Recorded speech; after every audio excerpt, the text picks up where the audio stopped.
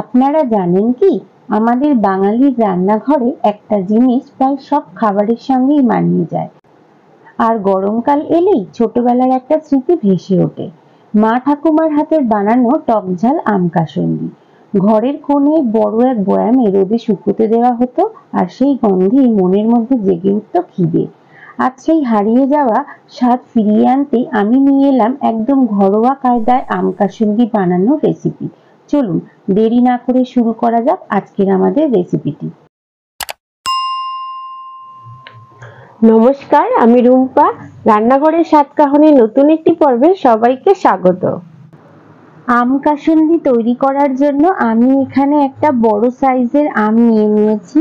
আমটাকে আমি খুব ভালো করে ধুয়ে নিলাম, আর আমি কিছু উপকরণও একসাথে রেডি করে নিয়েছি।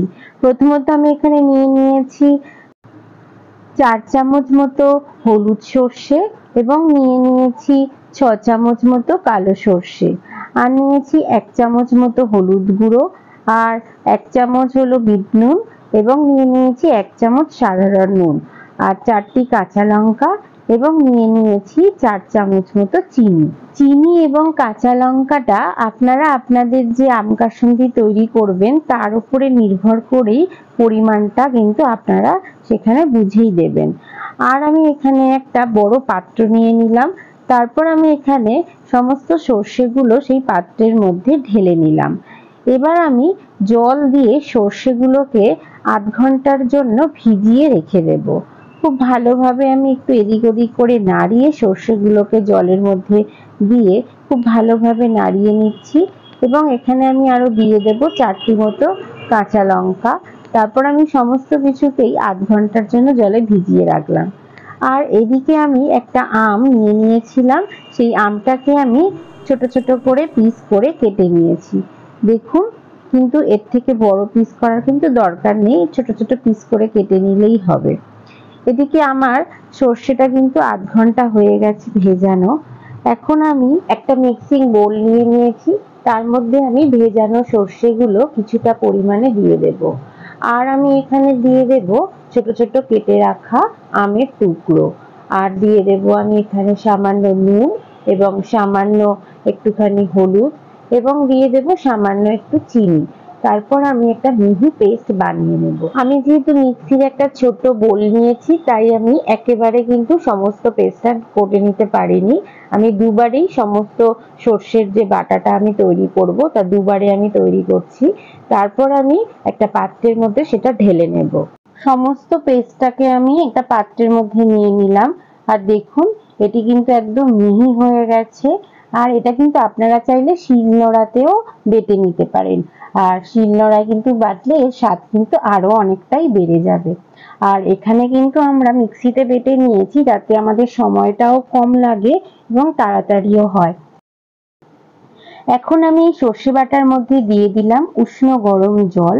আমি এখানে 1 বাটি মতো উষ্ণ গরম জল দিয়ে দিয়েছি।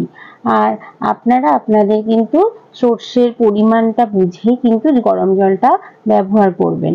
তারপর খুব ভালোভাবে আমি এই পেস্টটাকে কিন্তু ফেটিয়ে নেব। দেখুন যাতে কোনোভাবে কোনো জায়গায় যেন দলা পাকিয়ে না থাকে। আমি কিন্তু খুব ভালো করে পেস্টটাকে জলের সাথে ফেটিয়ে নিলাম। আপনারা দেখতেই পাচ্ছেন বাড়িতেই আমরা কত সহজেই কম উপকরণ দিয়ে কত সুন্দর একটা আম কাসুন্দি তৈরি করে নিতে পারছি। এখন আমি এখানে দিয়ে দিলাম 1 কাপ মতো সর্ষের তেল, আর তারপর তেলটাকে আমি খুব ভালো করে এই কাসুন্দির সাথে মাখিয়ে নেব, যাতে কোনোভাবে তেলটা কোথাও আলাদা আলাদা হয়ে না থাকে। একটু সময় নিয়ে কিন্তু এই কাজটা আমাদের করতে হবে। খুব ধীরে ধীরে তেলটাকে আমাদের বারবার এদিক ওদিক নাড়িয়ে তেলটাকে কাসুন্দির সাথে একদম মিশিয়ে নিতে হবে। দেখুন তেলটা কিন্তু একদম কাসুন্দির সাথে মিশে গেছে। এখন আমি এবার এখানে দিয়ে দেব 1 চামচ মতো ভিনিগার। আর এই ভিনিগার দিলেই এই কাসুন্দি কিন্তু বহুদিন ধরে আমরা বাড়িতেই স্টোর করে রাখতে পারি। এটি কিন্তু ডিপ ফ্রিজে রাখার কোনো প্রয়োজন নেই, নর্মাল ফ্রিজেই বহুদিন অবধি রেখে কিন্তু আমরা এটি ব্যবহার করতে পারি। এখন আমি ওভেনে একটা কড়াই বসিয়ে নিয়েছি।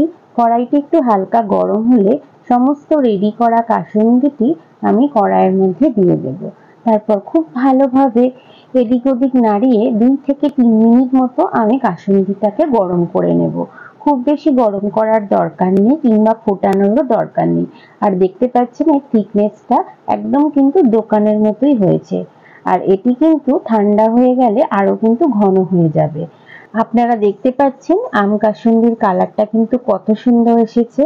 আর এখান থেকে কিন্তু একটা সুন্দর ঝাঁঝালো গন্ধ বার হচ্ছে, যা কিন্তু পুরো বাড়িটা একদম গন্ধে মো মো করছে।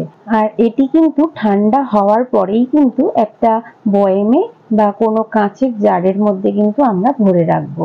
আর এটি গরম অবস্থাতে একদমই কিন্তু ভরবেন না, একদম ঠান্ডা হয়ে গেলেই কোনো বয়েমে বা কাঁচের জারে ভরে দেবেন।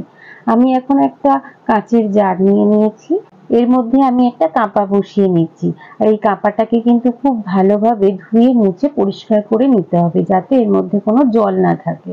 তারপর আমি অল্প অল্প করে কাসুন্দি হাতার সাহায্যে আমি এই কাঁপার মধ্যে দিয়ে বয়ামটাকে ভরে নেব। আর দেখতে পাচ্ছেন কত সুন্দর কাসুন্দিটা কিন্তু কাঁপার মধ্যে থেকে বয়ামে ভরে যাচ্ছে। আর এটি কিন্তু সারা বছরই কিন্তু আমরা সংরক্ষণ করে রাখতে পারি। আর এটি ঝাঁঝ ও গন্ধ বেশি রাখার জন্য যদি আপনারা মনে করেন সর্ষের তেলটা কিন্তু একটু বেশিও ব্যবহার করতে পারেন। এর ঝাঁঝ ও গন্ধ যেকোনো মুখরোচক খাবারকে কিন্তু আরো মুখরোচক করে তোলে। আমার আজকের রেসিপিটি কেমন লাগলো? ভালো লাগলে অবশ্যই আমাকে একটা কমেন্ট করে জানাবেন।